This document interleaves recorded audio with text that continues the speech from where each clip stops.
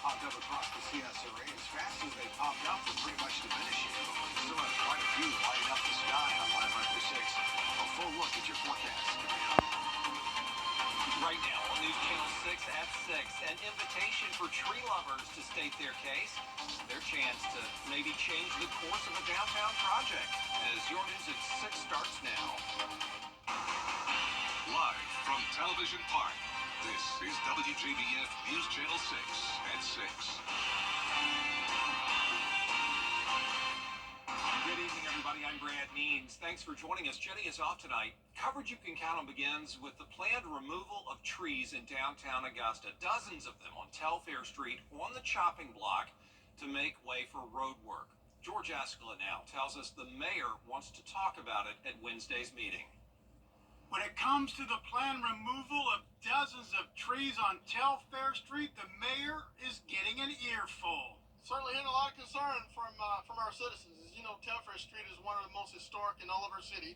I also have some concerns about some of the mature trees that are designated to be cut down. Dozens of trees branded with an X slated for removal. The mayor's so concerned, he's adding to Wednesday's meeting, allowing project opponents like the Riverkeeper the chance to air their concerns. You're talking about a historic community that has, we have very strong ordinances that protect. There's trees that should be protected, and all of them are now being axed. One on the chopping block is a crepe myrtle designated as a state champion due to its size and age. But even a state champion can be cut. It is not protected by law. The legislature could protect it if someone had taken the effort to get it protected. City engineers say the project's landscape architect is looking into whether some old trees can be saved, something supporters say needs to happen. A shame that you would cut down a champion designated tree. Not only a shame, it's embarrassing to see a pink X on a champion crepe myrtle. So hopefully we've got that resolved. The commission should be aware of that and should know and go into changing this before it's too late. Because I'd like to know who's going to want to live in Old Town when it's a barren landscape. Trees don't just grow overnight. As the opposition grows to removing so many old trees downtown. In Augusta, George Ascala, WJBF, News Channel 6.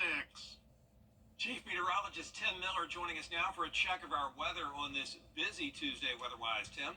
Yeah, it sure is, Brad. We've had a lot of storms that have knocked down trees themselves in some areas. These line of showers and storms that have popped up. But notice as fast as they've come, including the severe thunderstorm warning that we had earlier for Richmond, Columbia, McDuffie County, and McCormick County, and Edgefield, that's pretty much done with at this point. We'll zoom in a little bit closer. This is lighter showers, so it's pretty much rained itself out, which is good news. This is not lighter showers. Notice as we have from Midville all the way to Waynesboro and off towards the east, opportunity of some heavy rain. But really the winner here happens to be Bamberg. This is some pretty heavy rain, some decent lightning here with this particular cell. I'll take the lightning detector off. To give you an idea, but how strong that cell is as it continues to move off towards the east. Waynesboro, you had yourself some rain earlier, but right now it's just dark skies, maybe some showers off the distance. You can certainly tell where it's rained. Thompson at 77, no rain in Lincolnton yet at 90, 87 in Aiken, 94 down in Millen, so it certainly is a hot day. And the winds are from the south. That's plenty of juice for sure. Our sticky meter over the next 12 hours certainly has it extremely humid. No kidding, right? Especially with all the rain, that won't help the situation either. Satellite view shows the showers and storms that have popped up. And again, as the heat of the day is done, pretty much at 6:04 in the evening, the showers and storms will rain themselves out. This trough also helped create some showers and storms, created the lift needed across the two states. So we'll throw in the shower and storm chances, I would say, until about 9 o'clock. I think that's when everything should be said and done. But notice those temperatures are still warm into the 80s. Tomorrow, showers and thunderstorms once again by the afternoon, not before hitting 95 with that heat index pretty up there as well. So wipers on, if you please. The next few days, we're going to get some decent opportunities of rain, which is great news. We need it. We'll talk more about that in the forecast in just a few minutes. Brent. All right, Tim, thanks a lot. You know, these high temperatures sure do make it tough for people working outside these days. And so to avoid getting overheated, experts say it's important to take precautions and listen to your body. Hannah Latier live now with that story in our Satellite News Center. Hannah? Brad, local doctors tell me that heat-related illnesses are especially common this time of year, with some patients being so dehydrated that certain body functions aren't working properly. To avoid this, outdoor workers tell me drinking lots of water is key, and a limited amount of electrolyte beverages will help too. You also want to wear loose, moisture-wicking clothing, hats, and sunscreen, and take breaks in the shade as often as you can. Experts say illnesses can start with heat cramps, which could then lead to heat exhaustion and heat stroke if you don't take care of it. I've had heat exhaustion, I've had heat stroke, I've had it all out here. If you start to feel your body or start to feel lightheaded or dizzy, you need to sit down, you need to get a drink, and don't keep trying to push yourself. And doctors say if you are experiencing those symptoms and nothing is helping, to seek medical attention because heat stroke can be fatal. Brad? All right, good advice there, Hannah. Thank you. Today marks day 2 of the Republican National Convention. Former President Trump. So to come on this edition, a boil water advisory in Allendale, South Carolina. The latest on what caused that issue. And of course, when we're talking about summertime heat, we can't play this graphic enough how important it is to stay hydrated, wear light-colored clothing on, obviously, and try to stay in the shade or inside as much as possible. A look at it as wet 5 or 6 forecast. There is a boil water notice to tell you about in Allendale, South Carolina today, where town leaders say they found out about the issue this morning. Crews are working to fix it. People need to boil their water for at least 1 full minute before they drink it or cook with it. Right now, that event is looking like there was a low-pressure issue that we're investigating. We want all of our residents to know that we're doing everything we can to resolve the issue. We want to keep everyone informed. And once tests show that the water is safe, they'll lift that boil water notice. We'll let you know. A gas leak shutting down parts of William Few Parkway. The area between Washington Road and Riverwood Parkway is closed because of this. The CVS, Starbucks, and Mi Rancho at Riverwood Town Center have been evacuated. The county says construction on a Parker's Kitchen caused the leak. Last night, storms leading to cleanup today in Columbia County, where crews have been working to clear Cobham Road near Crawford Place Road in Appling. High winds brought down trees and sent debris into nearby yards. It looks like it was a microburst. This year, Arts in the Heart is going back to Broad Street. Road construction on Telfair Street would have impacted the festival, so the council says relocating is the move and it won't require any major changes. It's almost the same amount of space either here or on Telfair. So for us, it's familiar. We've already measured where the artists fit. We know where the food booths go. So it's really, it's a little less work, although Brenda Durant is unthreading about 10 needles right now of things that I've set up for Telfair Street. This year's Arts in the Heart is September 20th through 22nd at the Augusta Common, and Tim Miller maybe will have milder weather by September. Yeah. Oh, goodness, wouldn't that be nice? So would be nice help now. Rain's going to help, though, in that regard this week for sure. 95 our high today. 72 is the overnight low traffic Monday. Storms, yes, they're at 5 for 6, and we'll talk all about it coming up. Looking for kids For SchoolAcon.com. The CSRA is full of amazing women. Women who inspire. Women who innovate. Women who lead. That's why News Channel 6 brings you Women to Watch. On the last Wednesday of each month, News Channel 6 recognizes local businesswomen who are making a positive impact in our community. Nominate someone today at WJBF.com. Sponsored by Goodwill. Get the latest video in one click at WJBF.com. The 10-day forecast on News Channel 6. Brought to you by Murphy Family Insurance. Protect your family the way I protect mine with MurphyFamilyInsurance.com. Now, your most accurate forecast with WJBF Live Viper 6. Live Viper 6 is showing showers and thunderstorms. Obviously, lightning detector is pretty well versed here. We don't have that much lightning as in falling from the sky. It looks more ominous than it really is. But Bamberg, you have yourself some pretty decent rain here. That's moved into Orangeburg County. That's produced some pretty heavy rain and gusty winds.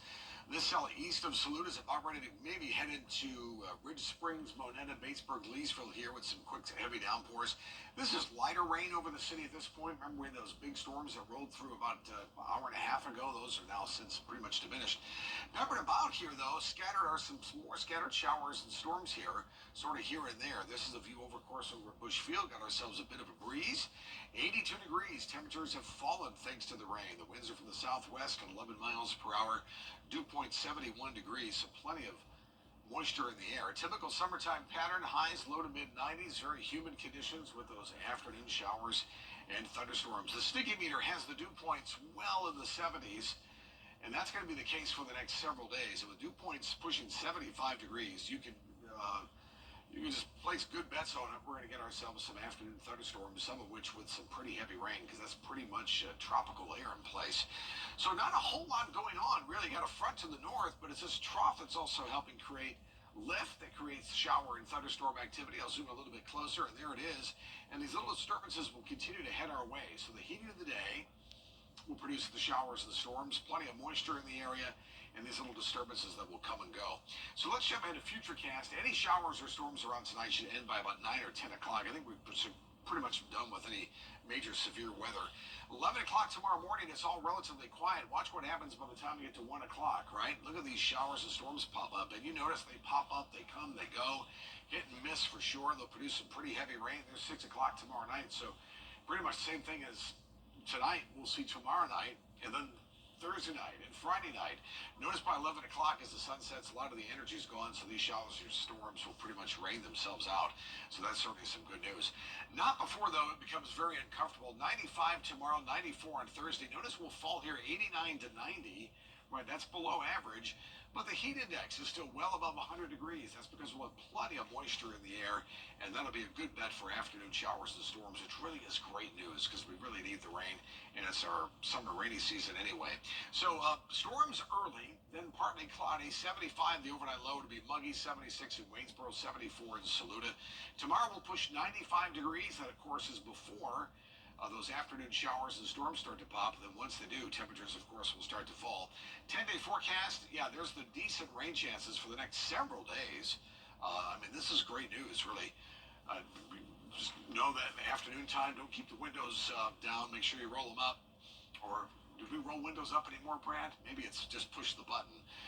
Winner for the umbrella is Helen Sanders. I just gave away my age with Roll the Windows Up of Augusta. Congratulations to you. Register to win yours at WJBF.com. You remember Roll Windows. Roll the windows up. Man, that brings back a lot of memories. Yeah.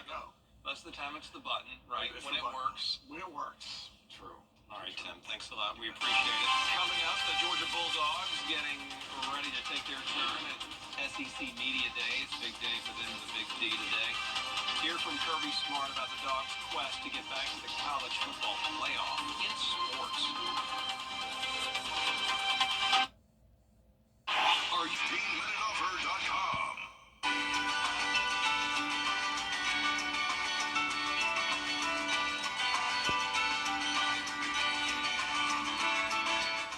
Truck accidents leave you out. Scientists say they found the first cave on the moon, and they suspect there may be hundreds more. A team in Italy actually reported this after analyzing radar measurements. The cave is in a deep pit not too far from where Apollo 11 landed. Astronauts may use it in the future to get out of the way of cosmic rays and other space debris. Yeah, and then, of course, any rainstorms on... Absolutely, yeah, get in the cave. You're good to go. Totally. Right. Yeah, you may have to do that here on the planet Earth. We have our decent opportunities of some rain and thunderstorms over the next several days. Look at those rain chances. This is really great news, y'all. We need the rain desperately. Sure do. It's going to be hot, though, before these rainstorms pop up. Late afternoon showers and thunderstorms. Some of them, of course, can produce some pretty heavy rain. No, the cooler temperatures as we get into Friday, Saturday, and Sunday, as we have better chances of rain and more cloud cover as well. All right, thanks a lot, Tim. And that is our report for now. Thank you for watching. We're back at 7 after World News Tonight, and then again at 11, we hope, right after convention coverage. Have a great night.